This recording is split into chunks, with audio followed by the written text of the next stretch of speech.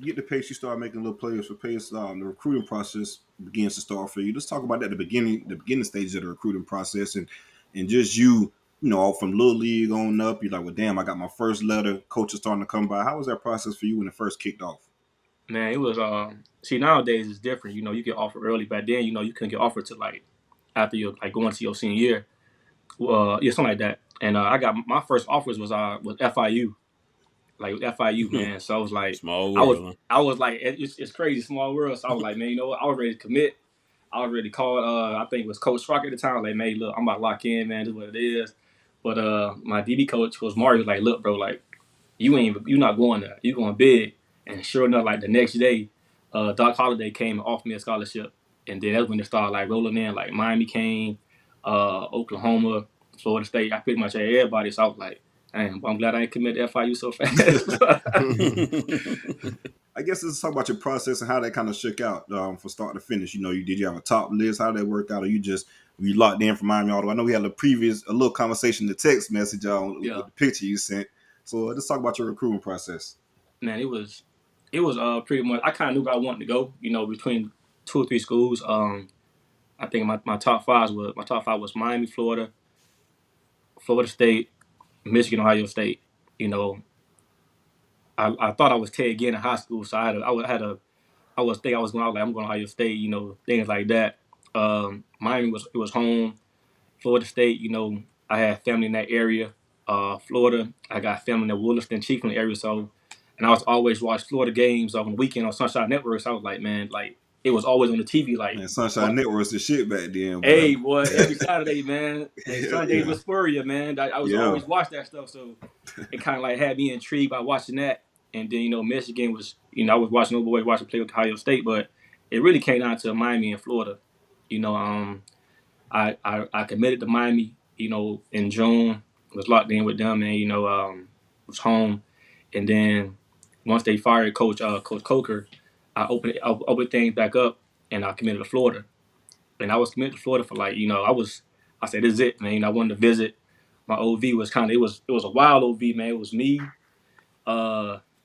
Cam, Aaron Hernandez, Mr. Dead, the Pouncey twins, Rainey, Terrence Tolliver. Man, it was everybody, dog. So it was like, lineup.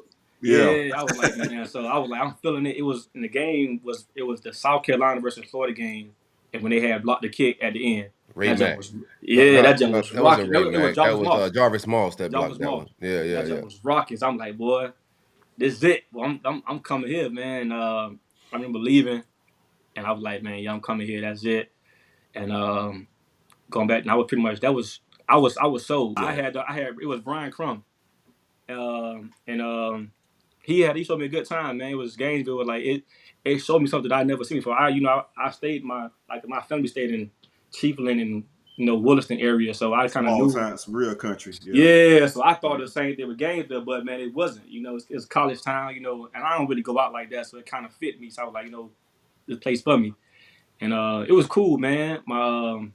Met Tebow, Percy was kind of like laid back. He was different dude. I knew he was different. Just meeting him, like I said, yeah, this boy, gangster a little bit. Yeah. But I ain't gonna say much to this boy. Yeah. Rock'em sock'em over there. Yeah, bro. Like, hello, sir. Yeah, I said it was good. Like, I got a little sense now. I can see who. I was like, yeah, all right, boy, that's it. Right. Yeah, that's it, boy. And I ain't really say much to that guy. He was just like in the cut. They brought, hey man, meet the recruit. That boy was looking like, man, I ain't talking to them jits. Like so. But Tebow was cool. I think my head guy, my head recruiting guy was Doc Holliday. That was pretty much the lead on me. And Charlie Strong was secondary. And it's funny, me and Charlie talk about it every day. Because he was down in Miami. And he was like, man, you left me hanging on sign today, bro. I said, no, I told you I wasn't coming no more, bro. I ain't leave you hanging on sign today. So, but nah, that was kind of like the bulk of my visit, man. It was pretty much cool. My mom loved it, close to the family. And how was Urban doing the process? Man, Urban was cool, man. He was real straightforward. He didn't really give me no fluff. Told me everything. Was like, hey, look, man, you got to come in, you got to put on weight. SEC different. We down corners. I'm gonna put you this to make go to the NFL, man, but it's all on you. So I was like, all right, man, you know, he ain't said me no BS. So I was like, all right, I'm messing with it.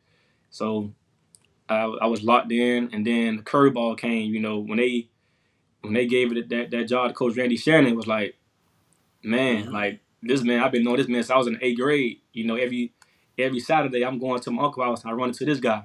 You know, so it's like I can't turn my back on this man. He the face of the city, you know. Right. You know, I was like, man, you know, African American dude, man, you know, coaching at Miami. You know, the whole city was like, hey man, hey DVD boy, you gotta make him look good, you know. So, you know, man, me and Coach Shannon, we talked about it. You know, I took a visit, and after that visit, I was like, man, you know, Coach, I'm gonna make that call up there to Gainesville and told him I'm gonna tell him I'm not coming anymore, and I'm gonna come here. And he was like, all right, man, just make sure, man. You know, I know how them guys are, man. They gonna press you. I was like, nah, like I know how I'm gonna do it. So I ended up calling Urban. He was mad about it. You know, it's like, you know, he was throwing hella shots, bro. I ain't gonna say what he was saying. Bro. Hey, but he was throwing shots. I'm like, you want to lose? Go. Right? Like, bro, we about to play a national championship game. Those guys played in the Boise, Idaho. I'm like, man, look, bro, like, I'm like, bro, this is my city. You know, I gotta stay home, man, because I knew what was behind me. All my homeboys, man, Sean Spence, Marcus Forston, you know, all those guys. I'm like, man, like, I know if I come, they gonna come right behind me. So that's why I pretty much stay at the crib.